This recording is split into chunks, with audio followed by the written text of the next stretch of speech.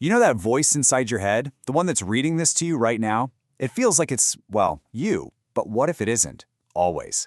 Today we're going to dive deep into the neuroscience of your own inner speech to find out who or what is really doing the talking. All right, so here's how we're going to break this all down. We're going to start with what your inner voice physically is and how your brain tells itself, hey, I said that. Then we'll get into what happens when that system goes wrong, how the outside world can actually train that voice, and maybe most importantly, how we can take back the controls. So, first things first, let's get down to the biology. That inner voice you're hearing, it's not just some floating, abstract idea. Nope, it's a real, measurable, physical process that's firing off inside your brain. And to really wrap our heads around this, we have to ask a pretty fundamental question. We call it an inner voice, right? But what's actually going on up there? Is it a voice at all? Well, it turns out that inner speech is a very concrete event. It's a specific pattern of neural activity in the parts of your brain that plan out your speech and also the parts that process sound. Your brain is essentially running a full-on simulation of talking, but just for itself. And it all happens in 3 really fascinating steps. First, your frontal lobe assembles a motor plan. That's the blueprint for how to say something. Then, and this is the cool part, it sends out something called an efference copy. Think of it like an internal memo that gets sent ahead to the hearing parts of your brain. That memo tells your temporal lobe exactly what sound to expect, which allows you to hear your own thought before you even think it. And you know, this whole thing is way more physical than you'd think. Scientists can actually detect tiny little muscle movements in your lips and your larynx when you're thinking in words. Your motor system is actually firing up. It's like a puppet's mouth moving, even when there's no sound coming out. Okay, so if the brain is physically creating this speech, how does it know the difference between a thought it just made up and, say, a sound it heard from across the room? It all comes down to a kind of internal address label system.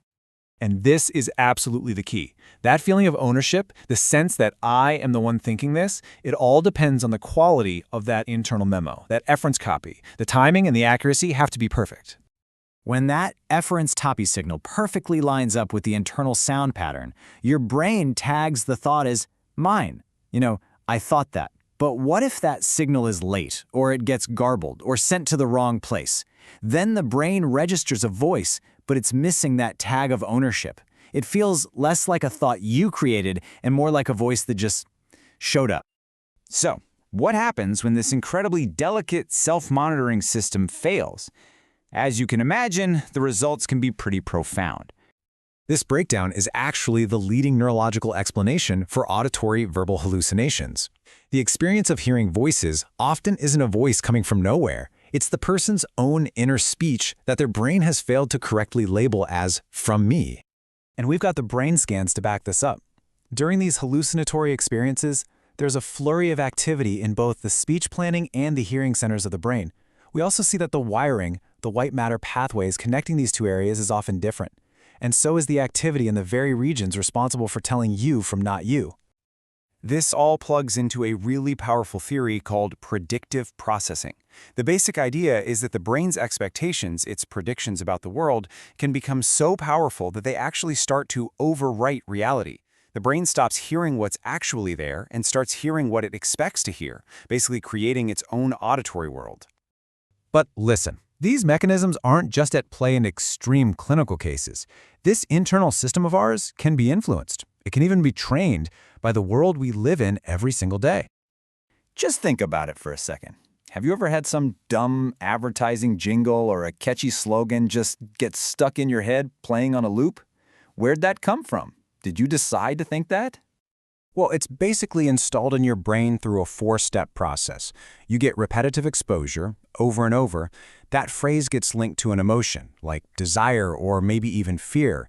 Your brain then encodes that whole pattern until it becomes a preloaded prediction. And then, all it takes is a tiny cue to trigger the whole pre-programmed thought, automatically.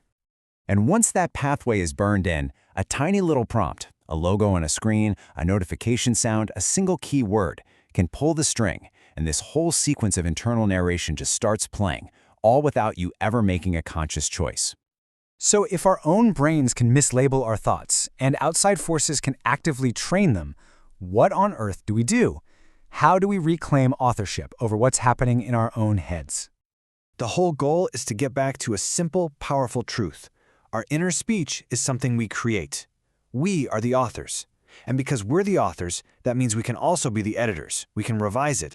And there are really two main paths here. On the clinical side, therapy can literally help patients see the link between those tiny muscle movements and the voice they're hearing, reestablishing that sense of ownership. But on a broader societal level, it points to a need for more responsible design, creating media and technology that's transparent about where its language comes from, giving us the space to actually think before we react. Because ultimately, what's at stake here is making sure that our capacity for inner thought remains a tool that we use and doesn't just become a set of invisible strings that are pulling our behavior from the inside out. So I want to leave you with a final and pretty crucial question. Now that you know the mechanism, the motor plans, the internal memos, the predictive models, just take a second. Listen to that voice in your head. Who or what is authoring your thoughts right now?